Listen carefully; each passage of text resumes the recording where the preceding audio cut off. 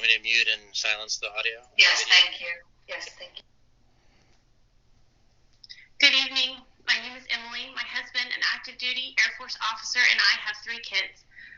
I'm here to speak for my kids as well as the other 17,000 Fairfax County military kids.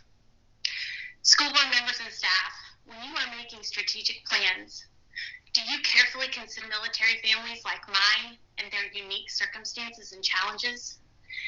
Do you realize that your school closure policies this year have been devastating for military kids, especially for those who are new here or who have a deployed parent? To help illuminate this, I'd like to read some anecdotes from some of my active duty military friends. From one, if schools don't open full-time in the fall, I'm going to push for a hardship reassignment out of this area. My husband and I, both Air Force members, and our 3 boys, we cannot continue on like this. Another dad writes, I'm active duty military.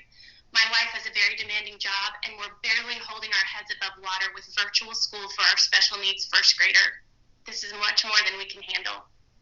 Another, I want to know how many military kids have moved here this summer like mine. It's one thing to go through COVID in an established community with known classmates, friends, learning pods, etc., but for the military child who moved here this summer, the isolation is heartbreaking and suffocating. They don't even know what the inside of their schools look like. Both of my children have been in a holding pattern since July. Please keep these children close at heart. Their needs are great and have been completely overlooked. Here's another. If one more person tries to tell me that my kids are resilient, they'll make it up. All kids are going through this. I say no. Not all kids are going through this. All over the country, children are not being treated like FCPS treats my children. All children are not missing in-person school, sports, activities. We will move again next summer. What will military families do to be able to catch their children up?